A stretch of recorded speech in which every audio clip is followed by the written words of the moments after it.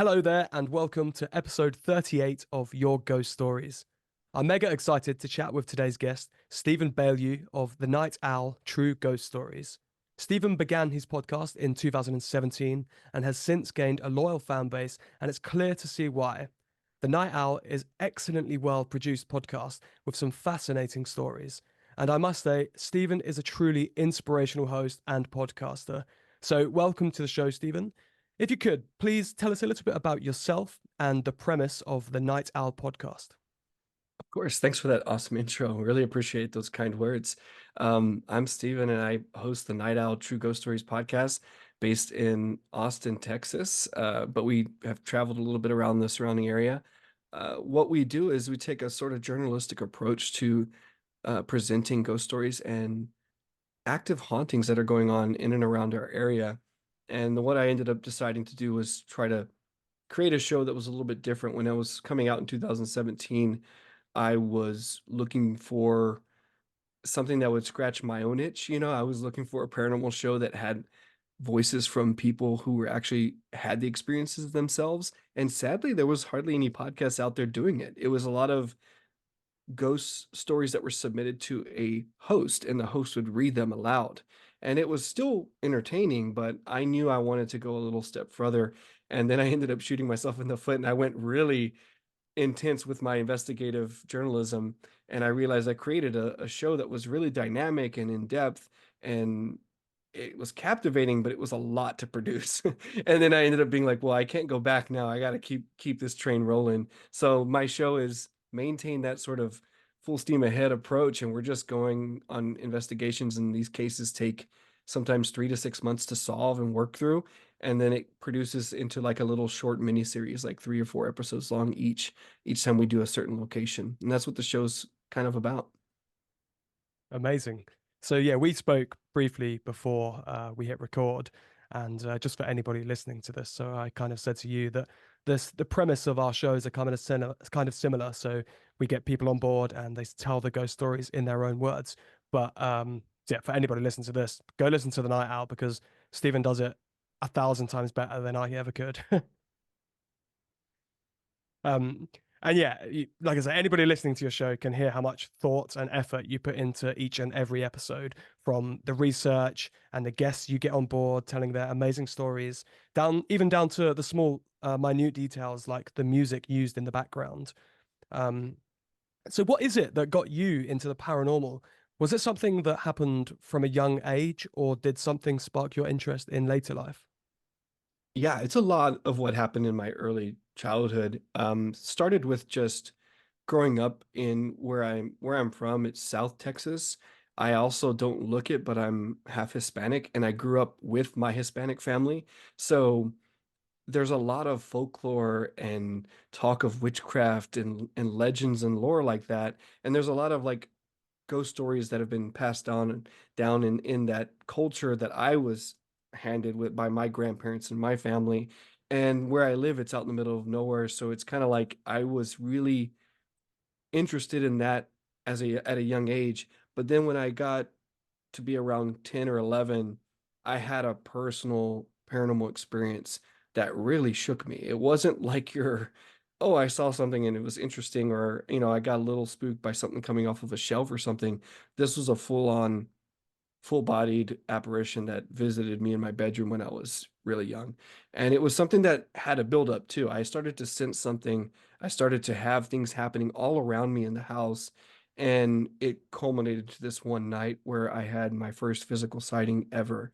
And it terrified me. It wasn't something that was like, oh, this is cool. I've been waiting for this, or I wasn't trying to have an experience, and it shook me so much that I could not stay in my room, and I had to start sleeping downstairs. I was an only child, and my mom and dad had saved up for many, many years and bought a two-story home and a big plot of land out in the middle of nowhere. And it was a freshly new built home, so I had no, what stories and movies and books have led us to believe is that old houses are haunted or old places are haunted. So it's a very interesting thing that my first haunting happened to be in a brand new built home out in the middle of nowhere in South Texas. And that always had my brain thinking, and no one really believed what happened to me because I didn't open up right away. And as I started to dive into research on my own as a young kid, I realized there were a lot of people that had experiences like this that they couldn't explain. So it led me to be like, well, I want to be a voice for those people too, because I didn't have someone, I was an only child. I didn't have a brother or sister I could go and confide in and say, you're feeling this too, right? So my show hopefully lends a voice to a lot of people out there that had similar experiences, and it might be a way that they can connect with and say, okay, I'm not crazy. I have seen something, and many of these other people have too. I love that, and I love how much, meaning there is behind your show. It's not you haven't just one day decided that, oh, I'm kind of interested in this, and it's got a lot of of history from your life, and yeah, that's a really nice way that you put it in words there. Just out of interest, what's the general concept or of the paranormal field in Texas? So I can imagine like a lot of people there are very, straight to the point and maybe think that this kind of stuff is a bit out there or so yeah, how do general what do you call them, Texans? How do Yeah. people in that area kind of feel about this stuff? It's kind of unique in that I would expect a lot more closed offness and less open-mindedness, but I guess maybe it's also where I'm from. Austin is not like most of Texas. But I have to say, growing up in a very like, I am not this way, but I grew up in a very conservative town, and the beliefs there were very religious, very, you have very strict religions there. I grew up in a Catholic household, and it's definitely like seen as it's either evil or it's God, so you can't have the in between. But I've noticed that even within my community of where I grew up, they always believed in ghosts. They always talked about it. It was always a really open belief system there, even though it might not be seen by certain structured religious organizations that it's bad to even think that these people still did. They still were like, no, I've seen this. I witnessed this. I believe in these things. And when I started doing the show in Austin, much more liberal, open-minded city. It's the most open-minded city in all of Texas. Um, it was really easy. Not a lot of people they weren't closed off to this. They're very open to it. And even though I'm branching out and going into smaller towns now outside of Austin, I still see the same welcoming type of vibe with everyone. So I'm really glad that it's not something that's as taboo as it might have used to been. And in Texas, the community, although it is got its, it's definitely got its problems. I'm not proud of a lot of things that this state, um, you know, is known for. But to my surprise, there's still an openness to all this, and there's also a kind of a general like welcoming, kind, generous attitude with the demeanor of people here. As somebody who is well researched on this topic, what is your opinion on what ghosts or spirits maybe are? Yeah, it's been, it's ever evolving with what I do, and I think that's why I wanted to do what I do, is I wanted to get a better understanding of that. And I have. I've again, it's never something I can say is concrete, but it's like developed my own perception of what it is, right? So what I say here on the show, I'm not telling everyone this is the truth, this is what you need to believe. I love how I've learned through my show and doing these cases, because I've gone through some really profound experiences, that you have to have those experiences yourself to for them to be valid and to be true. And I've captured incredible photographs, but as soon as I saw the photograph, I immediately was like, I know if someone posted that and I was just seeing the photograph, I would just immediately dismiss it and be like, I didn't take that photo, so I can't say that that was not doctored. So for me, I'm going through this process of being like, I know this is valid because I experienced it, and I'm going to share it, but I'm not going to force anybody else to believe it. You know what I mean? Because I understand, like, I know I wouldn't believe it if I saw it. And I wasn't there for that particular moment to debunk all the things that could explain it. So with me, I've learned several things. Like the majority of the cases we're on episode 47, coming up on episode 47. 40 plus cases we've gone on. And what I do is I use a team, right? I have a really good friend of mine, Alexis, who's an incredible spiritual practitioner.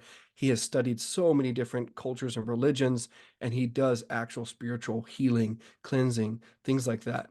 And then I also work with psychic mediums who I've developed relationships with. And the way I develop those relationships is I take them on cases without any knowledge. And that I know that's something y'all have to trust that I don't give them that info, but I know I don't because I specifically work so hard to keep them in the dark, even transporting them and in some cases blindfolding them. So going through that process with psychic mediums, my friend, my team members, seeing everything we have on these last 40 plus cases, I've learned a lot about what I believe ghosts are. And it's not far-fetched from what has been written about for centuries. It's like spirits that are at unrest that need something, that have a story to tell, or just are trying to get a message across. And that's the majority of the time what I'm finding is that's what these energies are. They're remnants from the past that were once living beings that are inhabiting a property, a land, an object that was once theirs, a house that was once theirs, or they're even drawn to a personality that is very similar to something that might have been in their life, like a man that might have be very much like their husband, and they moved into an area where they passed away, and so then their spirit is sort of drawn to that person's energy. There's a lot to do with energy that I've found with the spirit world, and it doesn't always have to be an old decrepit house where someone died horrifically and to be haunted. It can be any of those things I mentioned before. I think that may be probably the best explanation I've ever heard anyone say on this show, to be honest. And I totally agree with what you're saying. And going back to what you said first, I can fully understand a skeptic's point of view until you've had an experience that you cannot explain logically. Only then can you begin to understand that maybe this world just isn't as it seems and it's not just black and white.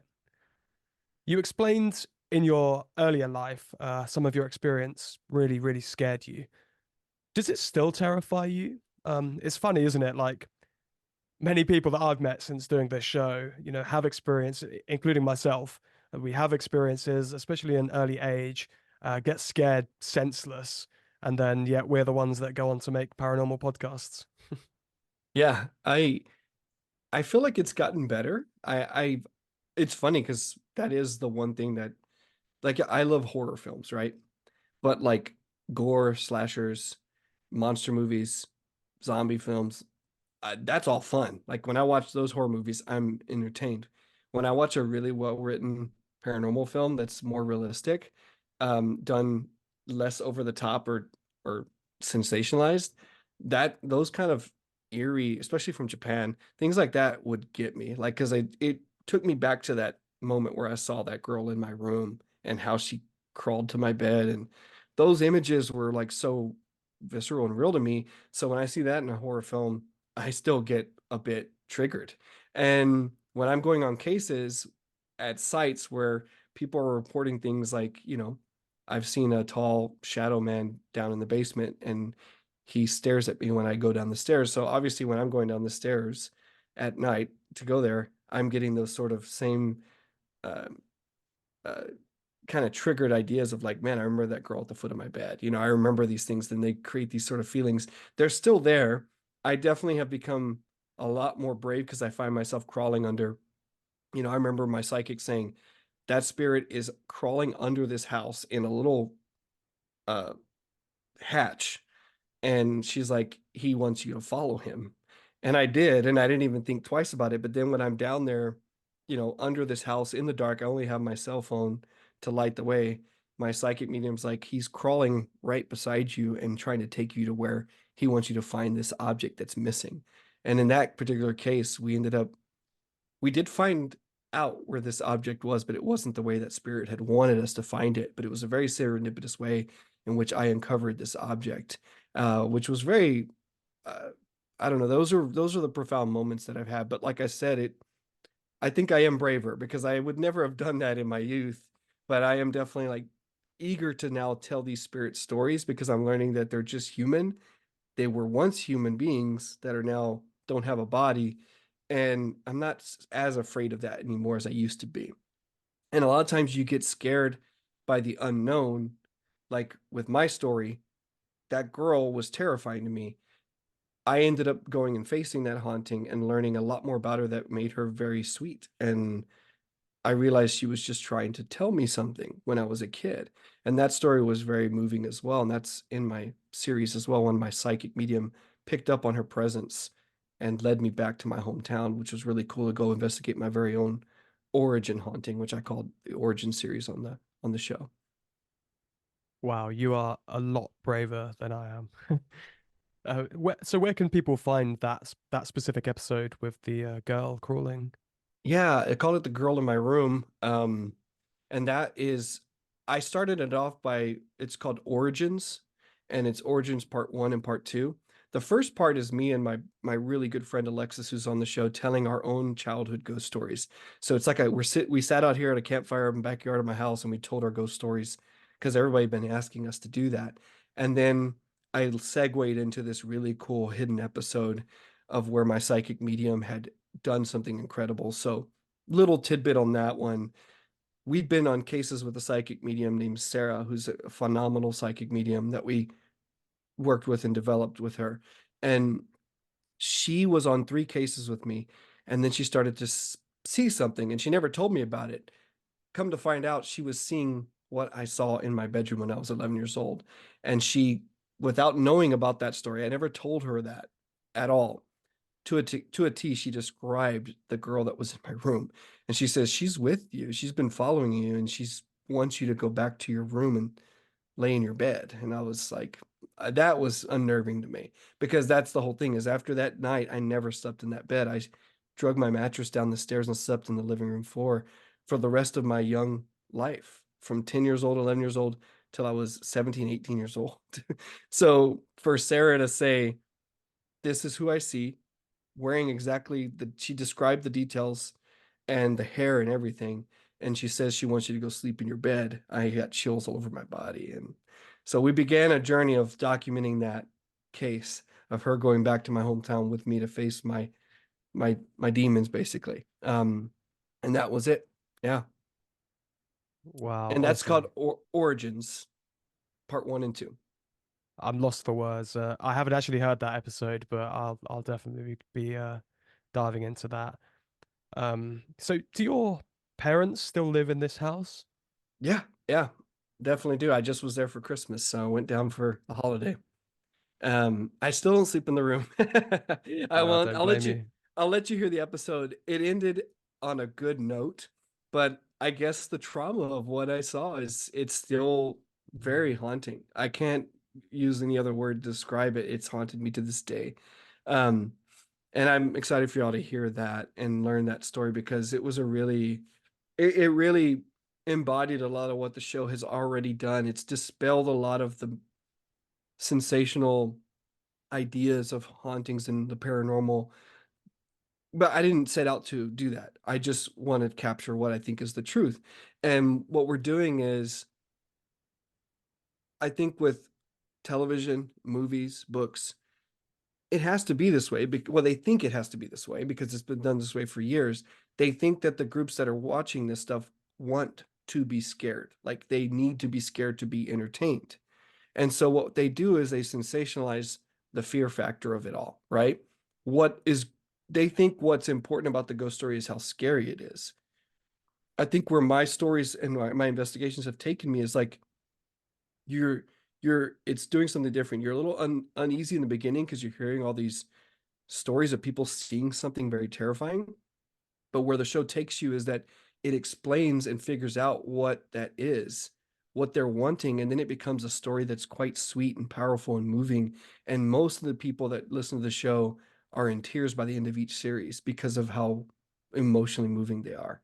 Um, so I like that we're doing something that's a little bit different than most of what's done in the paranormal world, where I think we've come to this sort of monotonous routine of like repetitive. We know what they're going out with gadgets to try to like get a spike or make something seem like it's scary, when we don't use any of that gear at all. We don't use detectors or meters. We're just using our own bodies and our minds and our using investigative journalism and doing interviews and doing historical research, cross-examining witnesses, using psychic mediums that are blindfolded. And then we gather all that and be like, what is the answer to this? Who is haunting this place, or what is haunting this place? So that's been a lot of fun. it does feel like, I mean, I've said it a million times on my show, but it does feel like us in the Western world are just so out of touch with our spiritual sides. And yeah, like you say, we have to rely on on technology, um, which maybe which probably is just pushing us further away from discovering, back hundreds of years ago, they didn't need any of these tools or little cat balls that light up to speak to these spirits and stuff. So yeah, it's nice that you're kind of sticking to our primitive roots and doing it that way. So going back to some more of your episodes. So what would you say is your personal favorite episode or story that you've come across that's somebody else's, not yours, in your years of hosting the Night Owl? Man, it's such a hard question. I get asked that almost every time I'm on a show. And I'm trying not to like always say the same thing. So I mean, because it is like, well, let me tell you this. Like there's everyone, truly everyone has been so special. Like every case, because of the amount of time and effort we put into them, and then the journey we go on together as a team, like almost like a family. And then we're helping business owners or families in their haunted homes. We become close to everyone. So yeah, I mean, the most recent, I there was a thing that like really to me was the most powerful case we've ever been on, and that is a case called The Demons That Haunt Us. It's a four-part series. It's our longest series to date because it was an incredibly involved case, and it was a case during the pandemic when I was going through a terrible tragedy. So there was a lot going on emotionally within myself that wrecked me, and I needed to figure out where life was gonna go from that point on, and I get a call from Alexis, my good buddy, and he's like, "Hey, man, I know you're going through a lot, but someone came into my shop today. He's got a witch shop, like a spiritual shop in Austin." And she's like, she's desperate. She's in a hotel right now with her 2 kids. She's a single mom. She can't go back home because this whatever's in their house has physically hurt her children, and she saw her son thrown and scratched. And I was like, I'm over here going through my stuff. I didn't think I was capable mentally and emotionally to handle a case of this magnitude because we'd never had a case where a spirit was physically violent with a child on top of anything. But I was pulled out of my pain to focus on someone else's, and I was able to heal through this case. So there's a lot of power in what happened on that case because like all the other cases too, we were shocked at what it was. We went in thinking this was something we were going to have to battle, like serious battle. I thought I was going to be in danger because when you go into a case where it could be something that could be potentially demonic, which we've never encountered in any of our cases, you don't want to be open emotionally, spiritually, mentally. And I was all that because of what had happened to me. So I was really scared going in, especially when my psychic was getting to this location and she pulled me aside and said, whatever's in there is already targeting you. It wants you. So I was not ready to go in, but I did. And I don't want to spoil it, but it was a very profound case of new discoveries, new directions, and it really reinvigorated me to keep doing what I do, even though I was questioning, should I keep going because of what happened to me? And that was a pivotal case for me and a pivotal series I always recommend anyone listen to, The Demons That Haunt Us. Yeah. Man, I got goosebumps just you telling that, let alone when I get stuck into the story. Yeah. Do you have any other paranormal encounters yourself that's happened to you that you'd like to share? Yeah, if so, I'd totally love to hear them. So feel free to set the scene and get detailed. Yeah, I mean, not a whole lot outside of my personal home experience and then what I've experienced on the show, because I don't do a lot of investigations beyond the show because I don't have the time. But things have followed me home from cases. One particular entity, I don't like to say his name much because he does like to mess with me when I give him the energy. But it was a location called the Tavern. It's one of my first episodes. It's the second episode series I did. It ended up being 3 episodes long, and it's a very old pub, a tavern bar here in Austin. one of the oldest actually, and it had a dark story for its history. One that I didn't expect. When I got there, it unraveled, and I was like, "Whoa, this is not what I was expecting." When I took on my second case, and I thought it was just going to be a couple of spirits roaming around, things happening at the bar, but it was like, no, a child was. I don't know if you want to mention this, you can beep it out. Was raped and murdered and stuffed in the wall there. And I did not expect that. And what unfolded on the series, that was we were there taking a psychic there without her knowing anything, was shocking to see what was unraveling as we were there. And the male presence that did this horrible act, we ended up finding, because he's never been solved. This case has never been solved. We ended up finding who he was, and we believe we found him with the work of psychic ability and my historical research. We found this really, like, it lined up everything. And when I found him, I was online. I remember that night I was here at this computer. I found him, and we talked. I called the psychic. I said, "You got to tell me, send me a picture of what this guy looks like." And it was this guy, and we just both agreed we found this person. Um, he was going by the name Walter. Whenever we found him, his name was not that, but there was a lot that the reason why he would have used an alias was clear. It was a brothel, he was a politician. And so we were like, okay, he's not giving us his real name, but we found him. Well, as soon as I found him that night on the internet, I went to go lay down in my bedroom. And this has never happened ever, and not before or since. But as I was going to sleep, deep male voice just got right in my ear and just said, "Steven," like really loud. And I was like, "Oh." And so I checked in with my psychic, and she goes, "Oh, he's he immediately knew that you found out who he was, and he's threatening you not to reveal who he was because he was of high status." And so I began the journey of like, what do I do with this information? It's not, we can't prove it. It's a psychic reading. So I ended up not disclosing the information just because he has family living, things like that. It's just not something I can prove. But when we go do events there, he likes to mess with me and continue to do the voice in my ear and things like that. So yeah, that's one of the many experiences that I've had outside of what you heard on the show. Dude, that is some heavy, heavy stuff. Yeah. What do you do to protect yourself from spiritual warfare or evil spirits? I've got amazing, like I told you, my friend Alexis is my right-hand man when it comes to this stuff. And that's why I feel so safe. I don't ever go in a case if he's not able to make it. He has studied so long and so hard. He's written books on spiritual practices. He knows how to protect and how to banish anything if you need to. We don't do that unless we have to. We never really have. But he's got the power, and I've seen his work firsthand. And every time we do something and I check in with clients, they report back, it's gone. Like we're back to normal. I trust in his abilities, and he's taught me ways. He's blessed certain things that I wear.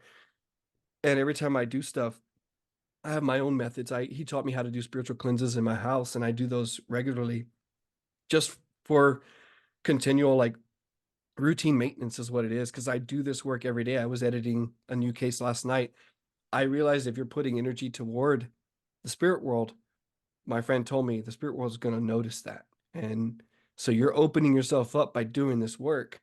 You got to be able to protect yourself and keep your space clean and safe. So I do perimeter cleansings. I do like protections cleansings, things like that over the house that's steeped in my own cultural traditions. Alexis is Hispanic also. I grew up with my Hispanic family. I really like a lot of the Hispanic traditions of using copaleros, which is like a clay cup dish that you burn charcoal in, and you burn incense on it, like resins. I do that throughout the house, things like that. Stephen, you've been an amazing and probably one of the most interesting guests I've had on this show. You are an intriguing speaker, and I already know that people that listen to this podcast, sorry, are going to be straight over to the Night Owl. I can't wait to dive into some more of your episodes, some of the ones that you've been speaking about, and especially after getting to know you a little bit more over this episode. Do you have any last words or anything you'd like to promote or shout out? Oh, I just really appreciate you having me on, man. I'm gonna definitely check out your show and promote your show as well. I found you as a very, very gracious host, so I appreciate that. With me, if y'all are interested in anything paranormal, check out the show. We have a website. We have um, things that go, if you ever want to support us, we have a Patreon page that has bonus content, stuff that are really, really unique that you don't get on the show, behind the scenes, follow-up interviews with guests, and other cool findings and things that we do. Other than that, I just hope everybody out there can find the show and digs it. Amazing. Thank you for coming on. Thanks.